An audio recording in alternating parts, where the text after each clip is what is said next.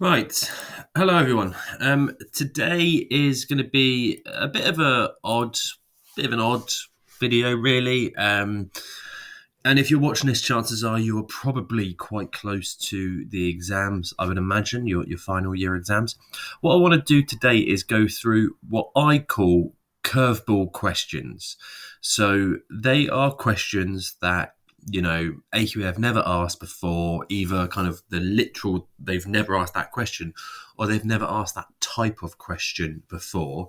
You cannot go through your summer exams expecting to answer questions in the format you've answered before. So every year, AQA will throw what I call curveball questions. And in the last couple of years, they have really started throwing some questions that people just don't see coming, basically.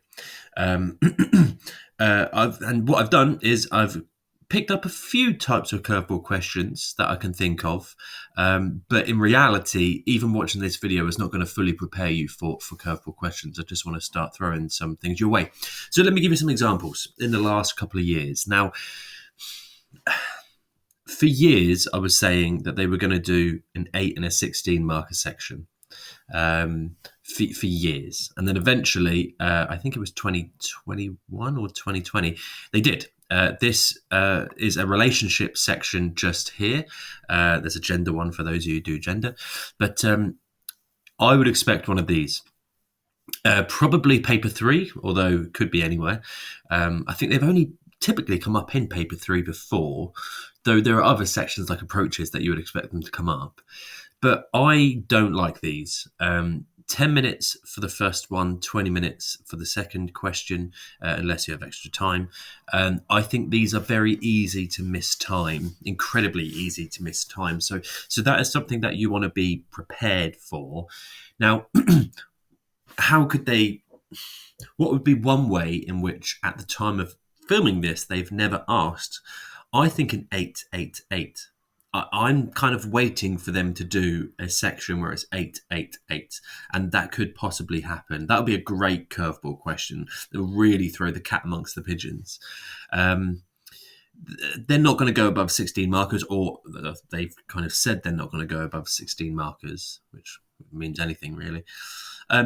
Other types of curveball questions, though, are things like this one, which came up.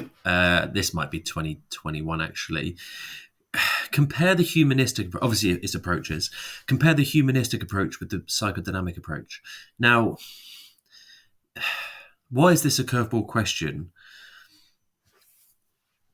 Before they asked this question, there was always outline this approach and then compare this approach to that approach. There was always like a bolt on AO1 at the start.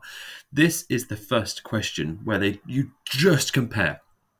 You literally just compare. So there's no AO1, there's no AO1 paragraph and blah, blah, blah. Though you are actually credited for AO1, which I'll go on about in a second. But what worries me about this is AQA have set a precedent for them obviously comparing across bullet points. They could do that anywhere. They could get you to compare multi-store model to working memory model. They could get you to compare CBT with antipsychotics, for example. And these are questions that have never come up before, and you need to be able to compare them off the top of your head. And the third and final example here, I've got many more examples after this. I really like this one. It's in the same form as this, but they could get you to do this, which they have in 2022. Evaluate antipsychotics as a therapy for schizophrenia. Again, no AO1 in this case. Why is this a curveball question again? So many students, when they answer this question, start banging on about what antipsychotics are, and that is not answering the question. So they get this fat paragraph that examiners just put a line straight through, not reading that, completely worthless, not getting any credit. If you're asked to evaluate antipsychotics, just evaluate them. Just evaluate them. Now, these are all questions that have obviously come up. How could they really, really throw a cat amongst the pigeons? I would say to take this type of question and just turn it into a 16 marker. Just, I don't know, I could literally pull anything here. Evaluate normative social influence as an explanation for conformity, 16 marks. Just evaluate it. So you need to be able to be prepared to give many, many evaluations. How many pills would you go for? It depends on how detailed your pills are, but I would say if 5 detailed pills for a 16 marker would probably be enough. Please don't mishear me. 5 detailed pills, 8 less detailed, not really elaborated pills would probably be needed. So they could ask that question. They could ask you an evaluation question, 16 marks, and that would be a great curveball question. Students sometimes feel a bit victimized about like, oh, AQA are trying to trip us up. They're not. AQA have to separate the wheat from the chaff. They need to be able to separate the strong students from the students who haven't done their revision. And this is a great way to do that. Now, what I have done, you're welcome, by the way, is I have made a couple of these documents where I've kind of put them all together and maybe come up with some potential questions. So right here, for example, is one of the ones we were just talking about. Compare the humanistic approach with the psychodynamic approach. And then a potential one you've got here is compare multi-store model, working memory model. What other curveball questions are there? These ones students don't like. They do not like these ones. I didn't get these up in the examples because, as you can see, they're quite common. But they're the discuss research questions.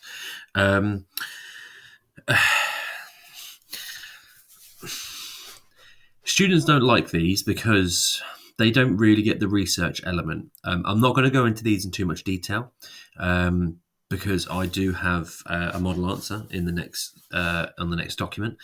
But be prepared. I think this is a fantastic example that could come up. Discuss research into short-term memory.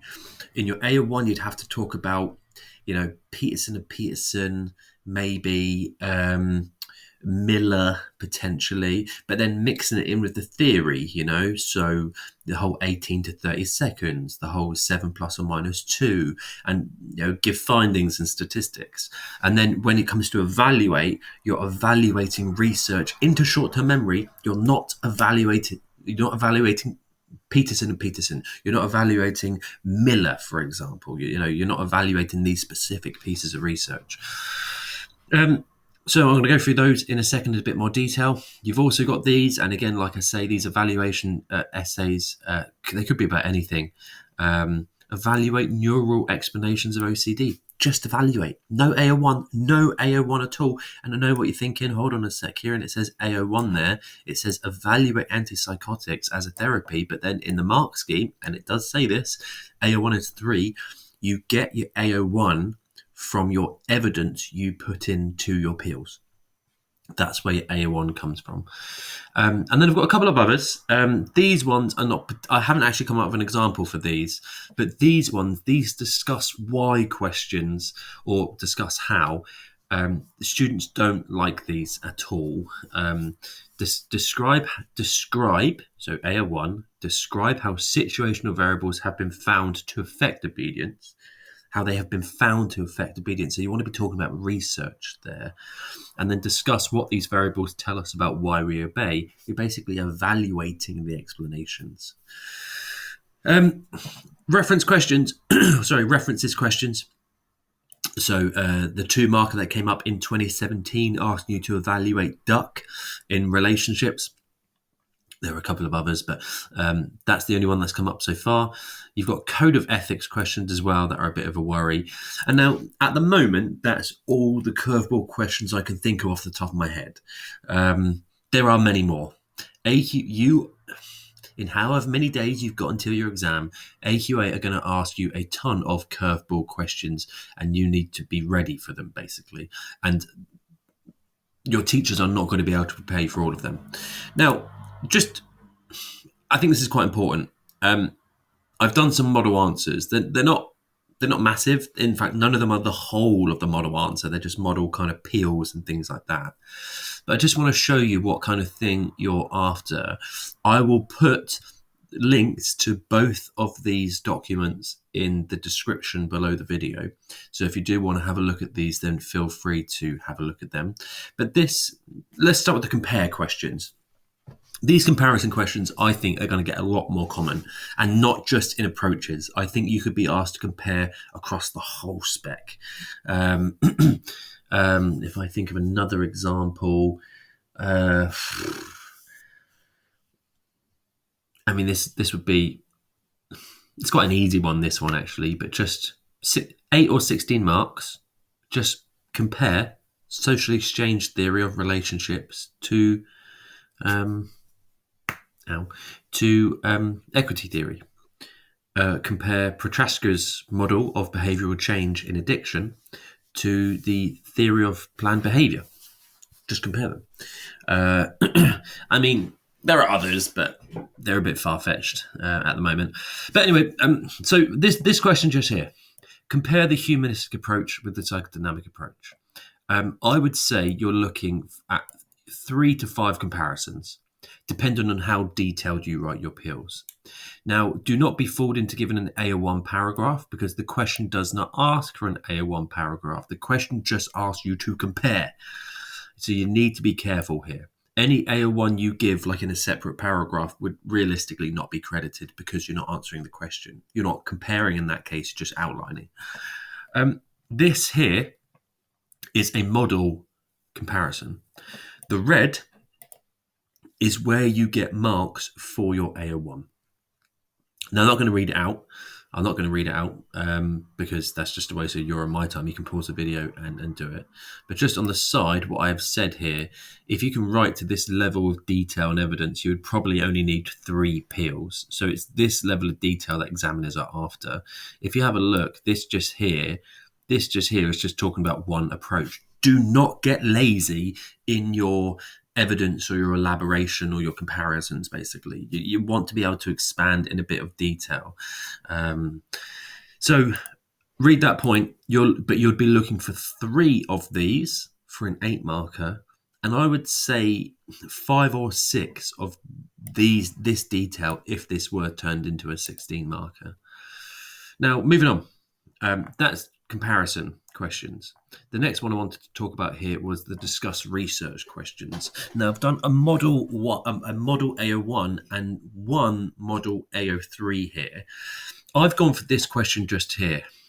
This came up in 2020. Any part of the spec, any bullet point in which you have to learn a lot of pieces of research for, is vulnerable to this type of question. So off the top of my head, you need a lot of pieces of research for multi-store model, sensory memory, short-term memory, long-term memory. You need to know a lot of pieces of research for caregiver infant interactions. Frody, Hurdy, Geiger, Lamb, Belsky, Brown. All of these you kind of ideally would need to know. If you don't know those, look at my slides in the bottom of the video for this particular point. You need a lot of pieces of research for eyewitness testimony, and these questions come up quite a lot. So if I just show you these, actually, just going back just quickly, I've just got a bit of an idea. Look at all these ones. You need to know many pieces of research here. For example, discuss research into cultural variations. You cannot just know Van Eisendorn, because then you're only going to be talking about Van Eisendorn. You need to know about Takahashi's experiments into Japanese babies. You need to know Simonelli's research of Italian children, for example. And again, if you don't know those, look at my slides for that relevant cultural variations and attachment, because they're in there. So again, this one here, you can't just know Hazan and Shaber. You need to know a little bit more. So these questions, let me go through this. Discuss research into caregiving interactions. In your A01, you're outlining research and or theory. You're outlining A01. So you could talk about, in this case, Shafran Emerson. You could talk about Hurdy. You could talk about Geiger, Lamb, all of those pieces of research. In your AO3, it's absolutely crucial that you do not evaluate the specific pieces of research that you outlined in your AO1. Let me give an example. This is a model AO1. I'm going to read this because it's pretty banging, if I'm going to be completely honest with you. Research into caregiver-infant interactions is often focused on the extent to which we can have multiple attachments. Fine. Right, so that's my theory in this case. For example, Schaffer and Emerson investigated 60 mother infants for 18 months, finding that 39% of infants were not primarily attached to their primary caregiver, granddads, fathers, siblings. Interestingly, though, their research found that a significant minority of infants, I couldn't remember the stat, so I said significant minority, had 5 or more attachments, refuting the suggestion from Bowlby that the mother was the only recipient. I've also then thought, Schaffer and Emerson's not enough. So I need to bring in another part of that bullet point and link it to how we interact. And I talk about the role of the father. So here, research into caregiver interactions has also heavily focused on the role of the father, but both theory and research have generally been inconsistent in the notion that mothers and fathers play the same role.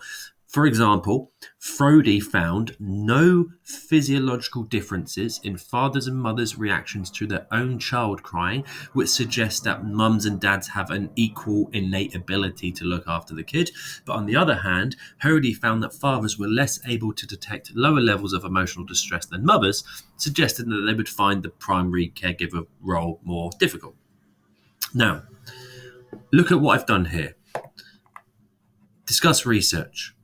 So I've named and briefly outlined 1, 2, and 3 pieces of research, but I've also kind of talked about the theory a little bit, mixing it in with the theory. That's what you have to do for your A1. You're mixing in your research and your theory in outlining research into caregiver-infant interactions. Now, it's quite a short AO1, but it's quite concise. When it comes to AO3, do not write any of these named pieces of research in the first sentence. Because as soon as you say, to evaluate, Schaffer and Emerson, could be criticised for being ethnocentric because they look at Scottish mothers. Don't say that, because you are then evaluating Schaffer and Emerson. But the research did not ask you to evaluate Schaffer and Emerson. The research asked you to evaluate research as a whole. So my best way around this, and I'm going to try to describe this, but it's going to be quite difficult. My best way around this would be evaluate, let's say, Hurdy. How could you evaluate Hurdy? It's offensive, it's socially sensitive. Right. But instead of evaluating Hurdy, just say research in general is quite socially sensitive, and then use Hurdy as evidence. And this is what I do down here. Now, this is one peel, as you can see here. It's just here, and as you can see, I don't actually mention Hurdy here at all. But I'm evaluating research in general. So, for example, in evaluation, a huge issue to the concept that fathers are different to mothers is the creation of negative stereotypes for both sexes. Now, I need a piece of evidence, otherwise I'm just BSing. So in this case, I've given not a research piece of evidence. I could have given Hurdy here, but I've given just like a real life piece of evidence, really. That makes sense. For example, if a mother engaged in high risk play and behavior with her child at a playground, like a dad is supposed to do, she may be deemed irresponsible, as that is not the imagined role of mothers. Now, that evidence backs up my point. That probably is true. If you see a dad like proper throwing his kid on the swings, for example, and the kid is about to go into kind of planet orbit kind of thing, you think, oh, it's just dads being dads. But imagine if you saw a mum do that. What I'm saying makes logical speculation. It makes sense. Why is this bad? As a result, these pieces of research could be argued to have an alpha bias, creating unnecessary divisions within society about how we raise children, and as a result could be criticised for being socially sensitive. The notion that fathers and mothers can be equal partners in raising their children is much less offensive, and therefore the research should consider a more considerate route that does not cause such division in society with how we raise children. Now, you would have to do that two or three more times, as in this. You're not. The only thing I want you walking away with these discussed research questions, you're not evaluating specific pieces of research. You're evaluating the research as a whole in that field. That research this research in the field tends to use labs. It tends to be offensive. It tends to suggest that our behaviour is determined, and then you're using specific pieces of research as evidence. Okay, hopefully that's clear. Again, if you don't get it or you don't want to go back and play it again, then click on the links and you get these ones just here. Now, these evaluation ones, I'm not going to spend too long on again as well, but these evaluation, this is where I think they're going to go here, to be honest. I really, really think they are going to go. I really think this is going to be a good curveball question, an 8 or a 16 marker, a question evaluating literally any theory. So, like the comparison essay above, you need between 3 and 5 evaluations. Please do not mishear me. Students sometimes go, I need 3. But they're thinking, but they don't write good pills. You only write 3 pills here if you have good elaboration. If you are not particularly good at elaborating, you only write like 1 sentence, or you mix, God help you, your elaboration and your link back, then you're looking to write minimum 5, to be honest. I'm not going to go into too much detail here, though. If you did want to have a look at a model pill, it's quite a short model pill, this one, but it is quite good. The only other ones I can see them going for here, and these are just random curveballs, they asked one reference question back in 2017 or 2018, it may have been. I think it was one or the other. It was a 2-marker, and students came out of the exam basically crying over the 2-marker reference question and not the 3 16 markers they got that year. Now, I think they're going to ask a reference question again, personally, but I think a great curveball question would not be to reference a book, as they did in 2017-18. It would be to reference a journal. And in this case, what I've done is I've written down what you need to remember, and then I've written down an example of Van Eysendorn and Kroonenberg's research into cross-cultural patterns of attachment. You've got their surnames there, followed by their first name, which in Van Eysendorn's example is Marinus. In Kroonenberg, he's called Peter. You've then got the year in brackets, year I was born, and then you've got the title of the article. This is what Van Eysendorn and Kroonenberg called their. Isn't it out of order that Van Eysendorn gets all the kudos and the credit, but nobody really talks about Kroonenberg? I think Kroonenberg was Van Eysendorn's student, I think. It's a bit harsh, really. In italics, now you wouldn't have to write this in italics, but in italics, you have then got the journal in which that article was published, followed by the volume number of said journal, and followed by the page numbers of said journal. I think there's a chance they're going to ask a reference question this year. In order for you to get 2 or 3 out of 2 out of 3, however much it is, you'd have to write that, boom, like that. Now, there are loads of other, I can go through the spec and point out loads of curveball questions, but the reality is I'm not going to be able to catch all of them. The last one that I think might come up, is the code of ethics question. Now, I will show you this because I think this goes underneath the radar. I think this hugely goes underneath the radar. You need to know about ethical guidelines, right to withdraw, informed consent, confidentiality, debriefing, protection from harm. You need to know about ethical guidelines, right? But you also need to know about the BPS code of ethics. And I think it goes underneath the radar in terms of, the spec. Could they ask you just simply this: what is the role of the BPS's code of ethics? Could they ask you to identify the 4 roles or the 4 code of ethics identified by the BPS? Absolutely, they could. So they've never, in 21 exams, at the time of filming, they've had 21 exams plus another 9, I think, for spec papers. They have never, ever asked this question, and it's begging to be asked. So the 4, just so you're here, whilst you're here, these are the 4 ethical principles. These are the 4 code of ethics.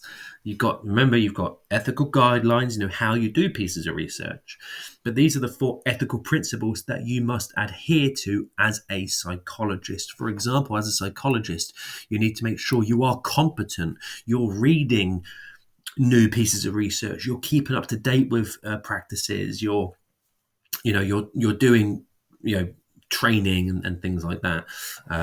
You need to be able to respect your participants, which kind of goes into the ethical guidelines a little bit. But I think this will be a great curveball question. I don't think this is taught to most people, to be perfectly honest with you. It does go on underneath the radar quite a bit. So so don't get caught out, because that would be a great curveball question. Why would that be a great curveball question? If this did come up, name 4 of the BPS's code of ethics, I think people would go like informed consent and debriefing. It's like, no, that's not one of the code of ethics. So that would be another great curveball question. Final reminder, because this has been quite a long video, everything here I'm going to attach to the bottom of the video. So if you do want access to it and you do want to read through, feel free to click on it. But yep, that's it. I've gone through quite a few curveball questions there. I think some of these are going to come up. Across the 3 papers, some of these are inevitably going to come up. Not all of them, probably not, but you do need to be prepared for these, because these are what really throw students, right? They are curveballs. They come out of left field, basically. Good luck.